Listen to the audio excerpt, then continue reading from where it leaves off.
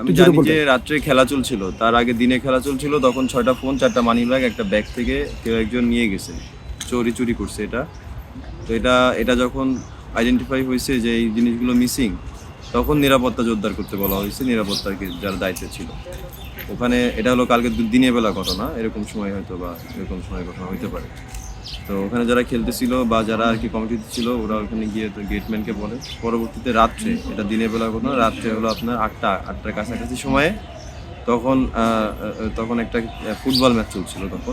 তখন ফুটবল ম্যাচের ওইখানে একটা বহিরাগত আসে, তাকে সবাই মিলে ওইখানে যারা ছিল জিজ্ঞাসাবাদ করে তার পরিচয় জানতে চাইলে সে পরিচয় মানে হলে শিক্ষার্থী না। তো এবং তার যে বেশভাস যেটা ছিল সেটা দেখে তাদের মধ্যে সন্দেহ সৃষ্টি হয়।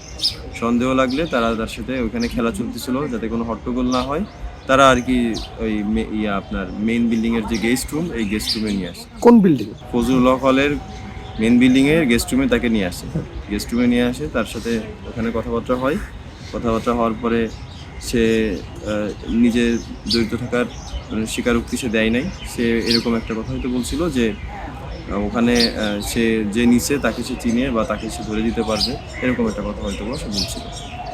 তারপরে সে খাইতে চাইলে তখন তাকে ক্যান্টিনে নিয়ে যাওয়া হয়েছে। ক্যান্টিনে নিয়ে তাকে খাবার দেওয়া হয়েছে। আমি তাকে ক্যান্টিনে নেওয়ার সময় আমি তাকে থেকে নিয়ে আমি ওনাকে খাবার খাইতে ওইখানে বসাই দিছি, এবং ক্যান্টিনের যে মালিক মানে যে বয়রা ছিল ওদেরকে বলছি যে ওনাকে খাবার দিতে।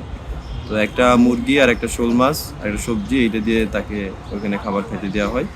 তো যখন তাকে খাবার খেতে দেই, তখন আমার কাছে একটা ফোন আসে। আমার একটা ছোটো ভাই আপনার তেজগাঁও সিটি পাম্পে তেল নিতে গেছিলো, বাইকে পেট্রোল নিতে গেছিলো। তো বাইকে পেট্রোল নিতে যাওয়ার সময় ওইখানে যিনি পেট্রোল দিচ্ছিলেন, তিনি ওই তেলের ওই নজেলটি ট্যাঙ্কি থেকে এরকম হয়তো অসাবধানতা বশত বা কীভাবে মানে তুলে যখন স্প্রেটা করছে, ওই স্প্রেটাতে আমার সেই জুনিয়রের পুরোটা ভিজে গেছে পেট্রোলে।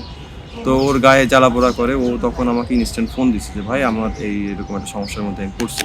তো এটা শুনে আমি সাথে আমি এইখান থেকে চলে গেছি হচ্ছে আপনার ওই তেজগাঁও পাম্পে চলে গেছি। যাওয়ার আগে ওখানে যারা ছিল তাদেরকে বলছি যে একে যেন ইয়ের কাছে দিয়ে দেয়, ওটা খাওয়া শেষ করে হল প্রশাসনের কাছে দিয়ে দেয়, বাকিটা হল প্রশাসন বুঝুক। আর যাদের ফোন হারাইছে তারা হল প্রশাসনের কাছ সাথে কথা বলে ফোন নিয়ে নিই বা হল প্রশাসন ব্যবস্থা করি, এটা বলে আমি চলে গেছি। আমার ওই যে ছোটো ভাই, তাকে উদ্ধার করতে গেছি, যে যার আর কি পেট্রোল লাগছিল গায়ে। পরে ওকে নিয়ে আমি হলে পৌঁছাইছি আনুমানিক রাত 12টার দিকে। হলে পৌঁছায় একটু রুমে গিয়ে রেস্ট করছি। তারপরে আমার আর একটা ফুটবল ম্যাচ ছিল, সেটা মেবি 1টার দিকে বা এরকম সময়।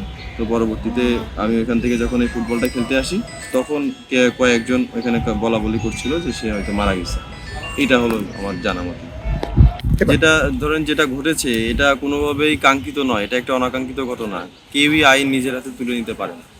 তো সে যদি চোর হয়ে থাকতো, তাকে প্রশাসনের কাছে সোপর্দ করা যেত, তাহলে প্রশাসনে এটার আইন অনুযায়ী ব্যবস্থা নিত। কিন্তু এটা আসলে ঢাকা বিশ্ববিদ্যালয়ের শিক্ষার্থী হিসেবে কখনোই তো এটাকে সমর্থন করতে পারি না। কিন্তু যেহেতু আমার হলে হয়েছে, যারা ঘটাইছে, এটা আমাদের হলে সিসিটিভি ফুটেজ খুব স্ট্রং, আমাদের হলে প্রত্যেকটা পয়েন্টে ফুটেজ আছে।